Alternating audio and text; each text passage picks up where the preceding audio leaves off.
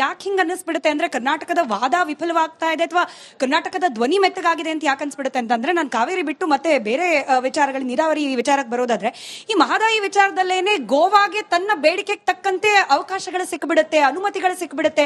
ಈ ತಾಮ್ರ ಮಾಡ್ಲಿಕ್ಕೆ ಅವಕಾಶ ಸಿಕ್ಬಿಡ್ತು, ಅದೇ ನಾವು ಕಳಸಾ ಬಂಡೂರಿ ದಶಕಗಳಿಂದ ಹೋರಾಟ ಮಾಡ್ತಿದೀವಿ, ನಮಗೆ ಸಿಕ್ತಿಲ್ಲ.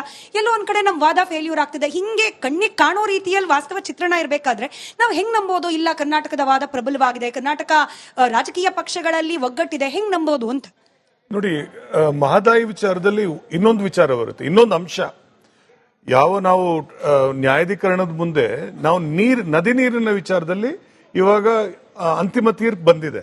ಅಫ್ಕೋರ್ಸ್ ಸುಪ್ರೀಂ ಕೋರ್ಟ್ ನಾವೆಲ್ಲ ಹೋಗಿದೀವಿ, ಆಯ್ತಾ. ಬಟ್ ತೀರ್ಪು ಪ್ರಕಾರ ನಮ್ಗೆ ಬರ್ಬೇಕಾಗಿರೋದು 29 TMC ಬರ್ಬೇಕಾಗಿದೆ. ಬಟ್ ಅದನ್ನ ನಾವು ಅಳವಡಿಸಬೇಕು ಅಂತ ಹೇಳಿದ್ರೆ ಅದರಲ್ಲಿ ಇಕಲಾಜಿಕಲ್ ಇಶ್ಯೂಸ್ ಇವೆ. ಈಕಲಾಜಿಕಲ್ ಇಶ್ಯೂಸ್ಗೆ ನಾವು ಯಾವತ್ತೂ ಕೂಡ ಕೇಂದ್ರ ಸರ್ಕಾರದ ಹತ್ರ ಹೋಗ್ಬೇಕಾಗುತ್ತೆ.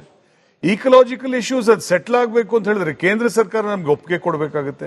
ಸೇಮ್ ವಿಚಾರ ಬಂದಿರುವಂತದ್ದು ಮೇಕೆದಾಟುವಲ್ಲಿ ಕೂಡ. ಮೇಕೆದಾಟುವಲ್ಲಿ ನೀವು ಪ್ರಾಜೆಕ್ಟ್ ಮಾಡೋದಕ್ಕೆ ಯಾವ ಇದು ತೊಂದರೆ ಇಲ್ಲ.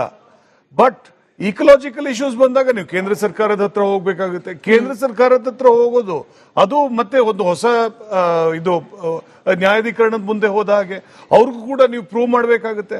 ನಿಮ್ಗೆ ನೀರು ನೀವು ಹೇಗೆ ಯೂಸ್ ಮಾಡ್ತೀರಿ, ಅದು ಅದರಿಂದ ಯಾವ ಹಾನಿ ಆಗುತ್ತೆ, ಯಾವ ಇದಕ್ಕೆ ಸ್ಪೀಶೀಸ್ ಹಾನಿ ಆಗುತ್ತೆ ಅನ್ನೋಂಥದ್ದು ಅದನ್ನ ಸೂಕ್ಷ್ಮವಾಗಿ ನೋಡ್ತಾರೆ.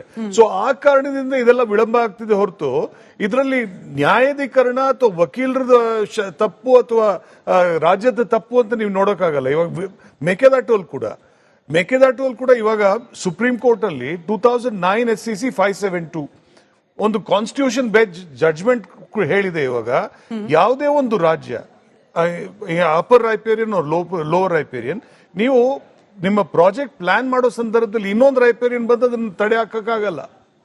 ಸೊ ಅದೇ ರೀತಿಯಲ್ಲಿ ಇವಾಗ ಮೇಕೆದಾಟುವಲ್ಲಿ ಕೂಡ ನಾವು ಪ್ರಾಜೆಕ್ಟ್ ಮಾಡ್ಕೋಬಹುದು. ಪ್ರಾಜೆಕ್ಟ್ ರಿಪೋರ್ಟ್ ಆಗಿದೆ, ಯಾಕೆ ವಿಳಂಬ ಆಗಿರೋಂಥದ್ದು ಇಕಲಾಜಿಕಲ್ ಇಶ್ಯೂಸ್. ಇಲ್ಲಿ ಇಷ್ಟಿಷ್ಟು ತೊಂದರೆ ಆಗುತ್ತೆ ಅಂತ ಅದನ್ನ ಕ್ಲಿಯರ್ ಮಾಡುವಂತವ್ರು ಯಾರು? ಕರೆಕ್ಟ್ ಅಶೋಕ್ ಗೌಡ್ರೆ, ನಾನು ಆಕ್ಚುಲಿ ತಿಮ್ಮೇಗೌಡರಿಗೆ ಪ್ರಶ್ನೆ ಕೇಳಬೇಕಾಗಿತ್ತು. ಬಟ್ ಇವಾಗ ಕೇಂದ್ರದಲ್ಲಿರ್ತಕ್ಕಂಥ ಮಂಡಳಿಗಳು ಅಥವಾ ನಿಗಮಗಳಿಂದ ಕ್ಲಿಯರೆನ್ಸ್ ಅನ್ನೋ ವಿಚಾರ ಬಂದಿದ್ದಕ್ಕೆ ಈಗ ಮಹದಾಯಿದು ಅದೇ ಅಲ್ವಾ, NWB ಮುಂದೆ ಕೂತಿದೆ, ಅದನ್ನ ಕ್ಲಿಯರ್ ಮಾಡಿಕೊಟ್ರೆ ನಾವು ಮುಂದುವರಿಸ್ತೀವಿ ಅಂತ ಹೇಳಿ ರಾಜ್ಯ ಸರ್ಕಾರಗಳು ಹೇಳ್ತಿದೆ. ಅಲ್ಲಿ ಕೇಂದ್ರ ಸರ್ಕಾರ ಅಥವಾ ನಮ್ಮಲ್ಲಿರ್ತಕ್ಕಂಥ MP ಗಳು ಇದನ್ನ ಮುಂದಾಳತ್ವ ತಗೊಂಡು ಸಾಲ್ವ್ ಮಾಡ್ಲಿಕ್ಕೆ ಮುಂದಾಗಬೇಕು. ಮಹದಾಯಿಗಿಂತ ಹೋಗಿನ ಮುಂಚೆ ಮೇಕೆದಾಟೆ ಬರೋಣ. ನಾನು ಮೊನ್ನೆ ಸುಪ್ರೀಂ ಕೋರ್ಟ್ ಅಲ್ಲೂ ಸಹ ಕ್ಲಿಯರೆನ್ಸ್ ಕೊಟ್ಟಿದ್ದಾರೆ, ನೀವು ಗೋ ಅಹೆಡ್ ಅಂತ ಹೇಳಿದ್ದಾರೆ.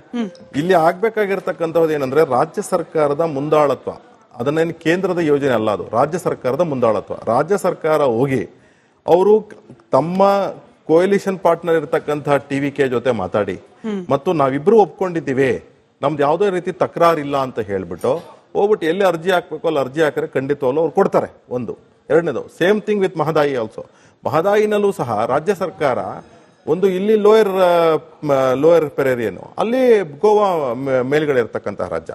ಇಲ್ಲಿ ಮಾಡ್ಬೇಕಾಗಿರ್ತಕ್ಕಂಥದ್ದು ಯಾರು, ಯಾವ ರೀತಿಯ ಕಾಳಜಿನ ತಮಿಳುನಾಡು ವಹಿಸುತ್ತೆ ಕಾವೇರಿ ಅಥವಾ ಮೇಕೆದಾಟು ಬಂದಾಗ ಅಥವಾ ಬೇರೆ ವಿಚಾರಗಳು ಬಂದಾಗ, ಆ ರೀತಿ ಪ್ರೊಆಕ್ಟಿವ್ನೆಸ್ ನ ಇಲ್ಲಿ ಕರ್ನಾಟಕ ಮಹದಾಯಿನಲ್ಲಿ ವಹಿಸ್ತಾ ಇಲ್ಲ.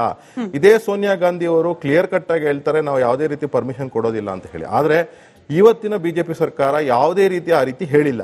ನೀವು ಮಾಡ್ಬೇಕಾಗಿರ್ತಕ್ಕಂಥದ್ದು ಏನಂದ್ರೆ ಹೌದಪ್ಪ ನಾವು ಕೆಲಸ ಮಾಡ್ತೀವಿ ಅಂತಕ್ಕಂತಹ, ನೋಡಿ ಇಲ್ಲಿ ಒಂದೇ ಒಂದು ಇಚ್ಛಾಶಕ್ತಿ ಇರಬೇಕು. ಇಚ್ಛಾಶಕ್ತಿ ಇದ್ರೆ ಖಂಡಿತವಾಗ್ಲೂ ಕೆಲಸ ಆಗುತ್ತೆ.